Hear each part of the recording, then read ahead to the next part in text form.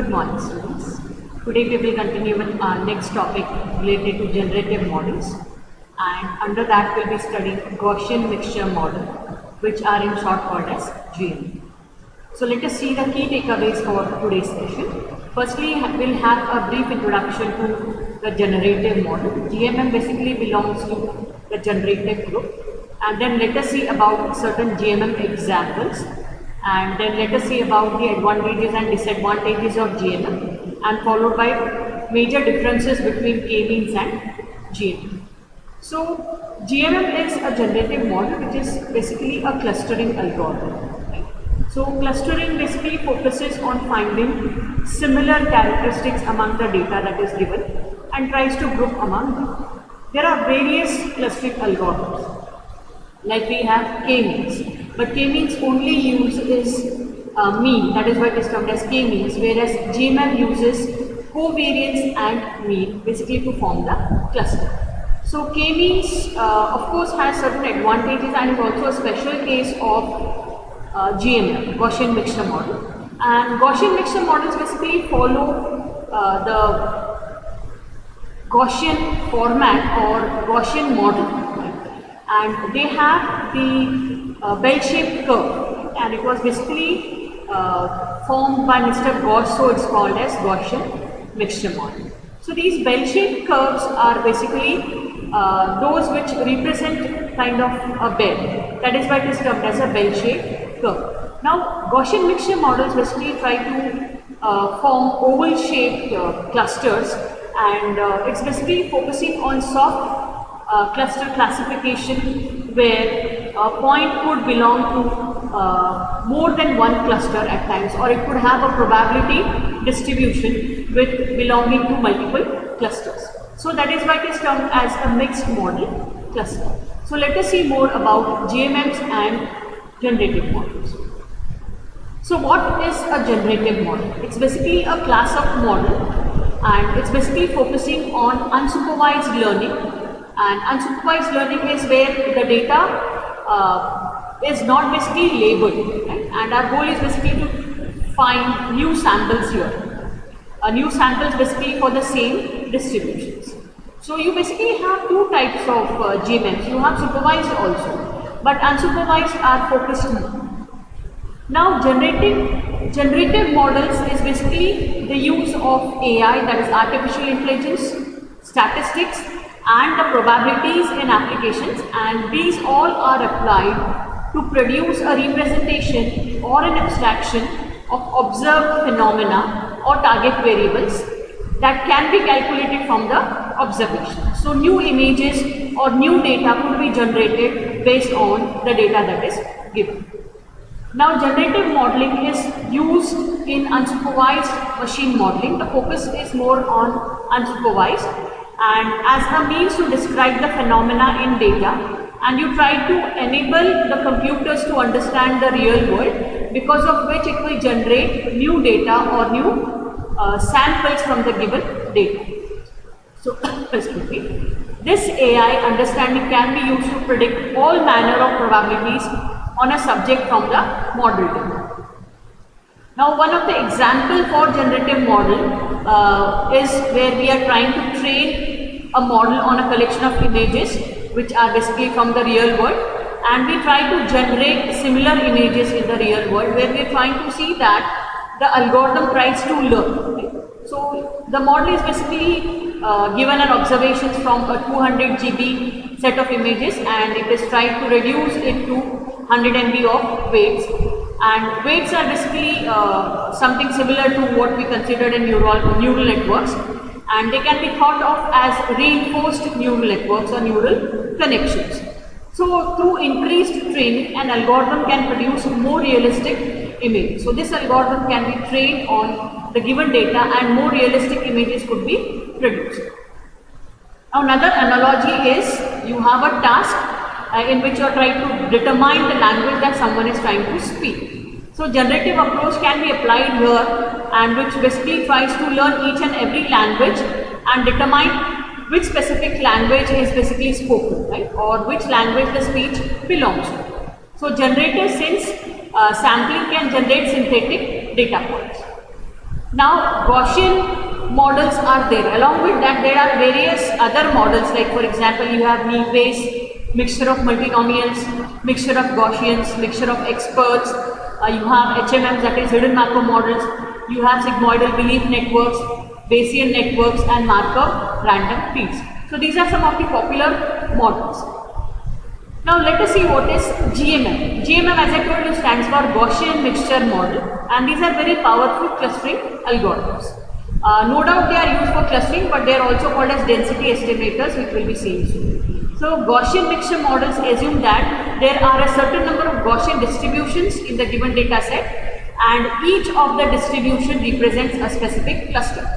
The distribution is going to have something similarity between them, because of which it will be clustered together and they try to group them. So hence a Gaussian mixture model tends to group the data points belonging to a single distribution together. So all those points which belong to a specific cluster are grouped together.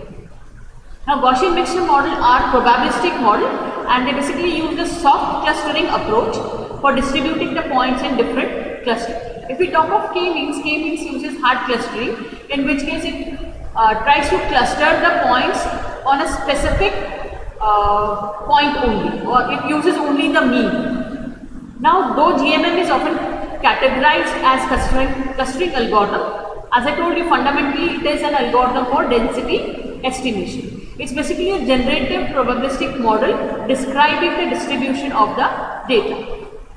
Now let us see more details about GMM, or how to define a GMM. So it's basically a function. Gaussian mixture is a function that is comprised of several Gaussians, and each of the Gaussian is identified by K, which basically belongs to 1 to K, where K is the number of clusters of the data set. Now each Gaussian K in the mixture is basically having certain parameters. They are listed below. You have a mean, which is basically represented as mu, which defines its center. Then we have the covariance, which is represented as sigma, that basically defines the width. So this would be equivalent to the dimensions of ellipsoid in a multivariate scenario. And then we have the mixing probability, that is represented as phi, and that defines how big or small the Gaussian function will be. Now this is basically a bell-shaped curve, which is termed as Gaussian distribution. And as I told you, it looks like a bell, that is why it is termed as a bell-shaped curve, and it has the data points which is symmetrically distributed around the mean. Most of the Gaussian bells you can see are having a zero mean, right? So but one of them is having a one which is on the negative side, mu equal to -2, and the covariance is given as 0.5. So certain special cases could be there, but if you can see the blue bell-shaped curve and the red and the yellow, they are basically having the center at 0, and the points are evenly distributed. Right? So these images basically are having the Gaussian distributions, and with a difference in mean and variance. Mean is represented as mu here, and variance is represented as sigma square. Now let us see certain examples for Gaussian mixture model. Now here we basically have three types of clusters. You have the blue clusters, the cycled, and the green. So the points are basically grouped together and the clusters are already formed. Now we have a specific red color highlighted blue point, and it is very clear that the probability of this belonging to blue is very much equal to 1, and the probability of it being green or cycled is 0. So as it is in the center or very close to blue, and it is not having any confusion with the cycle or green, it is clubbed as blue. Now let us, as I said, seeing the highlighted point, so the probability of this belonging to a cluster blue is 1, and the probability of it belonging to the cycle or green is 0. Now let us take another point which is on the border of green and cycle. So here it is on the border, and slightly it is green, slightly it is blue, and slightly it is cycle. But the probability of it being green is completely 0, right? So now what is the probability of it belonging to blue, and what is the probability of it belonging to cycle? So this can be calculated based on certain probabilities, and as per the calculations, for it being cyclone is 0.2 and for it being blue is 0.8. So there are various applications for GMM. Let us focus on a few of them. Now this is used in biometrics. Basically, it's the speech recognition system, specifically if we talk of biometrics. And it is basically used here because of its capability of representing a large class of sample distributions. It is also used in biotech companies where basically they try to find the colonies of bacteria, specifically focusing on homogeneous bacterial colonies for their size estimation. Homogeneous, basically bacteria belonging to a specific category. So they could be clubbed together and try to see their size. So these are certain important applications of GMM.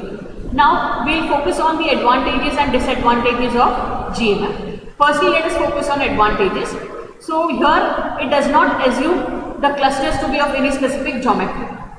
So there is no specific geometry assigned to the type of cluster, and it very well works with the non-linear geometric distribution as well. So it does not bias the cluster sizes to have specific structures as does as the K-means basically does. K-means basically focuses on circular lines. There are various advantages when compared to K-means because GMM is a lot more flexible basically in terms of cluster covariance. K-means basically focuses very much only on the means and is basically a special case of GMM, and in which case the cluster covariance along with the dimension is approaching 0. So basically it does not focus on covariance, that is why it is equal to 0, and because of mean it could be considered as a special case of GMM. Right? So this basically implies that a point will be assigned only to the closest cluster to it, right? Whichever cluster it is closest, it will be assigned to that. Whereas with GMM, each cluster can have an unconstrained covariance structure, in which case we saw when it is on the border, it could be assigned to blue cluster or the second cluster. But it had no confusions with green, the example we saw, the figures we saw. Okay? So this basically can be thought of as a rotated and or elongated distribution of points in a cluster instead of a spherical as it is in K-means. Okay? So as a result, cluster assignment is much more flexible in GMM as compared to K-means. So GMM has a lot of advantages as compared to K-means. Of course, we will be comparing both. And then GMM model basically accommodates mixed membership. As we saw, the point which is on the border had certain membership with cyclone and also had certain membership with the blue point. Of course, it had no membership with green because it was far away. So this is basically an implication of its covariance structure, and GMM allows basically mixed mode of points in the given cluster. Right? So in K-means, a point belongs to specifically one and only one cluster, whereas GMM, in case of GMM, a point can belong to each of the cluster to a different degree. Like we saw, it was 0.8 of blue and 0.2 of cyclone. So the degree is based on the probability of the point being generated from each cluster's multivariate normal distribution. So with cluster center as the distribution mean and cluster covariance as its covariance. So GMM focuses on two factors, that is the covariance and mean, whereas K-means focuses only on the mean. We saw with respect to the diagram we discussed in the previous session, where 3 clusters were formed and a point could belong to 2 of the clusters. So it depends on what type of task is basically allocated. Now if you have the mixed membership, may be more appropriate in such cases where we discussed about the image. Right? So it could be applicable to news articles where multiple topic clusters could be formed and the news article could belong to more of the groups. Right? Whereas if you talk of organisms, they can basically belong to only one type of species. So their K-means could be both useful. Now as it has advantages, it could have certain disadvantages also. So it basically uses all the components it has access to. So initialization of cluster will be very difficult when dimensionality of data is very high. And it is also very difficult to interpret at times. So these are certain disadvantages of GMM. Now there are various differences between GMM and K-means as we discussed. Now here we'll see a few more. So k-means basically considers mean to update the centroid, while GMM takes into account the mean as well as the variance of the data.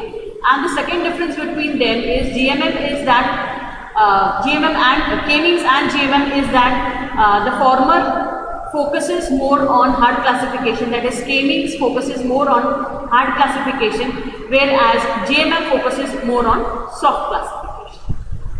Now these are certain assignments for today's topic. This was an introduction and application of GMM and difference with k-means. So these are important questions and very related to this specific topic. Now if you have any questions, do not hesitate to contact me at the specified email ID. And we are done for today.